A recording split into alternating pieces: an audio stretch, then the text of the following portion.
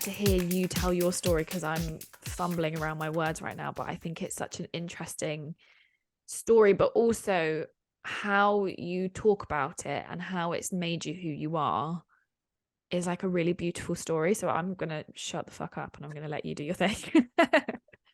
So yeah, when I was 3, I was diagnosed with a. I'm really sorry you're gonna have to do the captions for this, but it's a pilocytic astrocytoma. So, I'm gonna get you to email me how to spell that. and that's a benign brain tumor. Um, Mhm.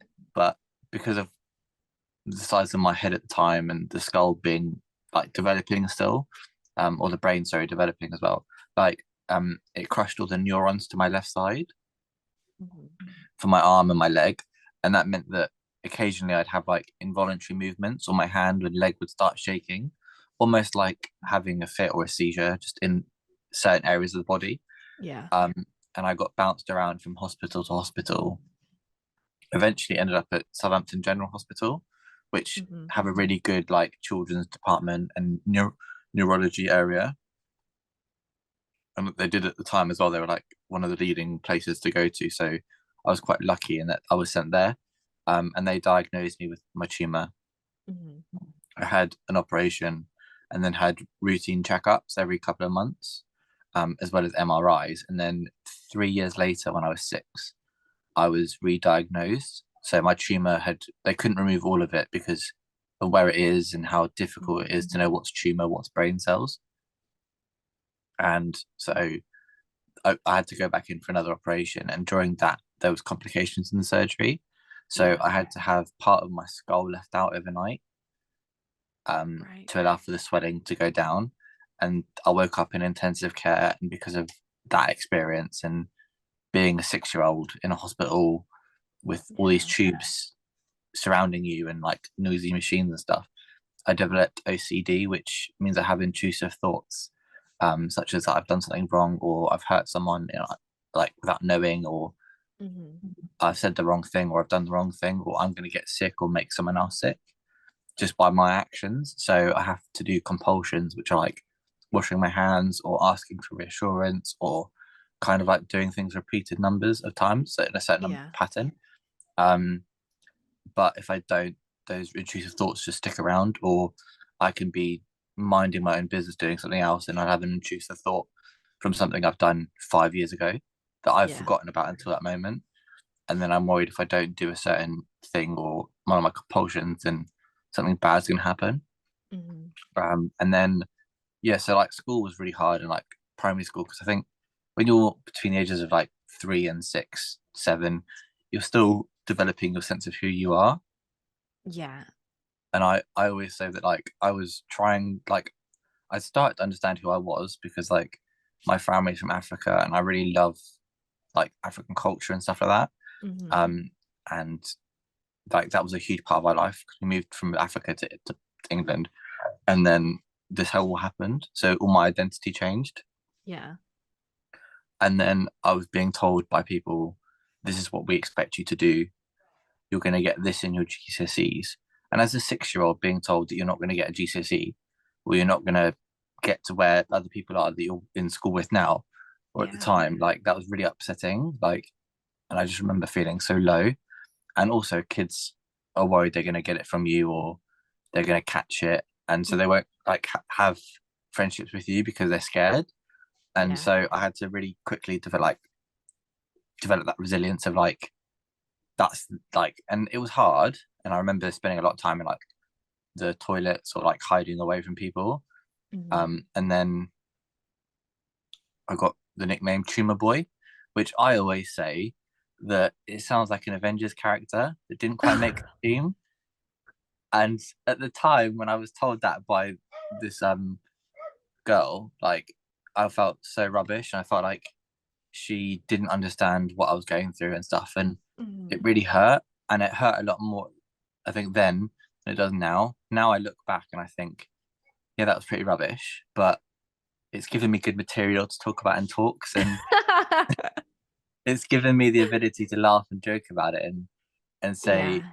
and like I still have days where I wake up and I think about what they said, and I think I am that person. I am defined by my disability, but there are other days where I wake up and I think, yeah, that might be someone's interpretation of me, but it's not my whole truth or my whole identity. And Yeah. then I got bullied quite a lot through school, like on and off. Ended up being homeschooled for a while, and then went back to a, a public school that was really good, and they really supported me. So I ended up getting my GCSEs and some A levels, and then ended up going to university. But during my first year at uni, I started to have headaches and dizziness and like being really forgetful. So people who I'd known Mhm. for a couple of months now at the time, I would forget their names in the mid conversation, and I'd have to turn to someone else and say, "What's their name?" Like I remember having to do an activity, we had to write something positive about someone else in the room, or every single Oh, person in the room that you've been working with. And I turned to someone and I said, in my head, I was like, "What's their name?" And then I turned to my friend next to me, who I was like, "What's their name?" She looked at me like, "Where have you been? Like, who yeah. are you?" sort of thing. And I was trying to explain, like, I just can't remember. And like those little things that like, and I would trip over a lot more. So my Mm. balance coordination isn't great anyway, but it was made even worse by what was going Yeah. on health wise. And then people were like, you just need to stop going out as much or stop eating so many Dominoes. And they were like, it's probably just your self care routine that you need to look at. And I was like, no, no, no, I know something's wrong. I don't know what it is, but I don't feel great. And bear in mind, like, when this is my first time away from home. Like, I Yeah. had a really shelter, as you can imagine, being a disabled young person, like with parents that want to look after you, make sure you're safe. I hadn't really been away from home on my own for a long that much, apart from a Mhm. few days here and there. And I was now on my own, so I was going out eating Dominoes pretty much every other night because I can't cook. And Standard uni life, like your first year of uni where you're in an absolute state. I was going out every other night. Like I was just trying to make friends, and like Mhm. I would go to the students' union during the middle of the day, buy two pizzas, and then just give them out to people, just because I was like wanted to make friends. So Yeah. like my diet wasn't good, and all my health, my self care wasn't the best, but like I just wanted to experience being around other people and being liked Mhm. for being Yeah. myself. And then like I was like, no, something's wrong, and like I know I'm not looking after myself the best, but Mhm. this is something more than just what's A going couple of on. pizzas a night. Yeah. Yeah.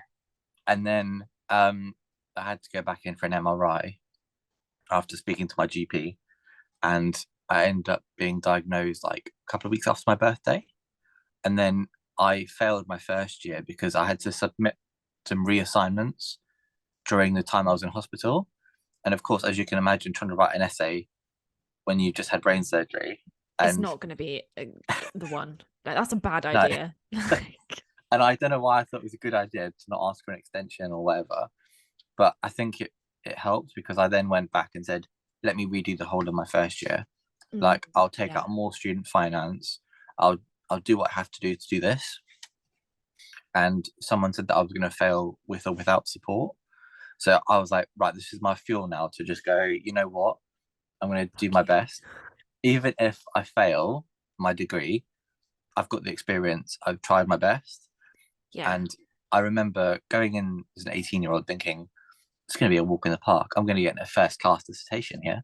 Like, nothing's going to Mhm. hold me back. And then and at the end of my first year, I was like, a pass is a pass. Like, as long Yeah. as I get that 40%. Like, I think at that point, I'd failed an essay 5 times in both my first year and my second first year. That's really confusing. Um, and I was just like, I just need to pass it. Yeah. And people wouldn't understand like why I was getting so upset when I would fail or when I was struggling. Mhm. And it was because I think I was offered all the support in my first year because of my disability and the DSA stuff that you get when you go to university if you're Yeah. eligible for it. And when I went to redo the first year, I just turned it all down. Like I stopped going to the support sessions. I I was like, thank you, I know you're there, but I don't need like I've been told that I'm going to fail, so what's the point? And Yeah. I internalized it a lot more, and I was just doing my best where I could. And I still remember the moment when I got like a 60 for this essay from this tutor who said I was going to fail, because I was like, that was the sweetest moment where I was like, I've actually achieved something here. Like they said I'm going to fail, and I'm doing my best, and I've got Yeah. way more than I thought I would.